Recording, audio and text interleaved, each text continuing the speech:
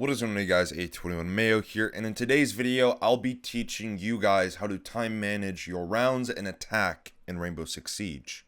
This is a common question that I get asked almost daily in my Twitch chat, by the way, link to it in the description. But this is a topic that I haven't seen other content creators talk about, and I do think it's a very underlooked part of the game, especially when it comes to attacking. With all of that being said, let's jump into how to time manage an attack in Rainbow Six Siege. So to start us off, we need to take a step back and look at an attacking round and section it off. You should set milestones for the attacking round and see where your progression is in terms of map control and advantage versus what time you're at in the round. So you would say to yourself or your team, by X time during the round, we need to be here and doing this. The reason for this and the first tip when it comes to time management is going to be tempo. If there isn't a consistent and flowing tempo of the round, then trying to time manage is going to be a pain, because there's going to be so many stop and go points with the attack. Every time you stop to deal with an issue, the longer you stop, the more time it's going to eat away from whatever it is you're trying to accomplish. Your attacking round should be free-flowing and everything you do should benefit the team in some way. So to structure your rounds within the 3-minute timer is very important,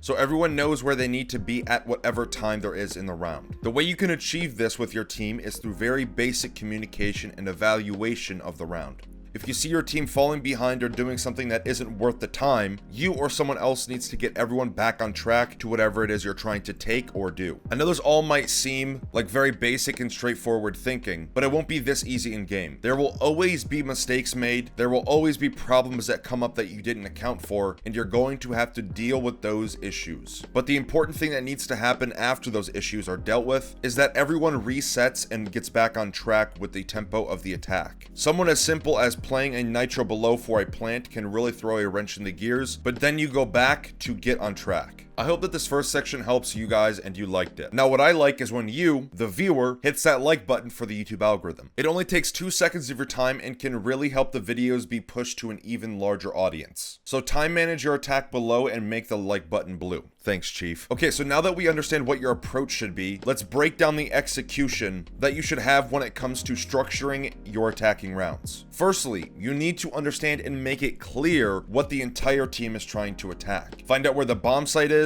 Once you know that, figure out what map control you want to take.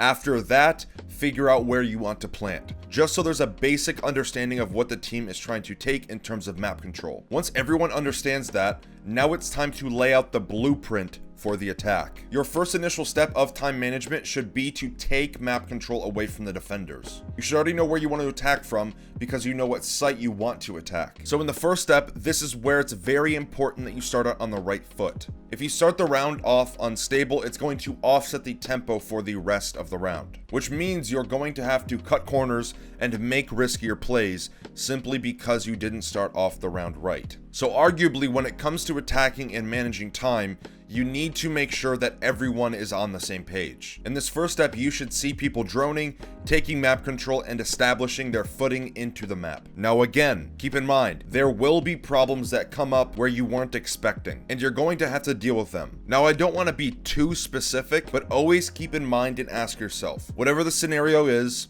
me dealing with this issue worth the time, and what benefit is the team getting from eliminating this roadblock? It will come down to trial and error, as 99% of this game is just that. But as long as you ask yourself those questions, you should be able to figure out pretty fast if it's worth it or not. Now, once you're getting the map control you're looking for, this is where you can start setting flank drones, solidifying your positioning, and getting ready for step 2. This whole process should take no more than 1 minute and 30 seconds. If it's taking longer, there's something going wrong with efficiency of time and the attack.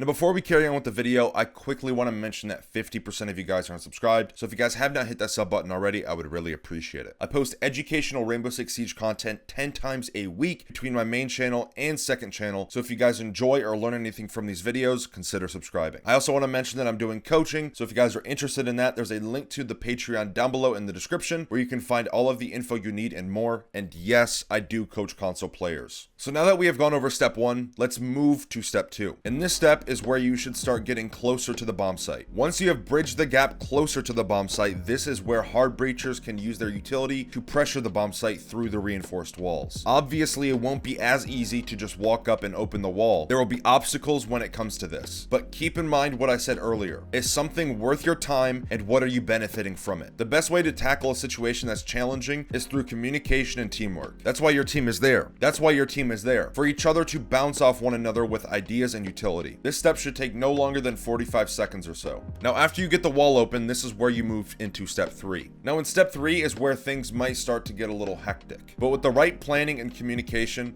you should be able to handle it pretty well. This is where you start solidifying your positioning as the attackers. Once you have droned areas and put teammates in them, this is a step where you start to prep the bomb site for the plant. I want to make this next step very clear. You need to drone the bomb site. Drone the bomb site. This is a huge step that people throw out the window and just use their face to do it. Horrible habit to form, and it will definitely get you killed. At this point, this is where you would drone for where the defenders are positioned and where their utility is. Now, it's up to you to use your utility to clear theirs, kill them, or force them out of positions that might be dangerous for them to be in for wherever you're trying to plant. I know all of this might seem easy from what I'm saying, but when you're in game, it's going to be much harder. There are far too many situations for me to try to explain and show, so me being less specific, I think is for the best.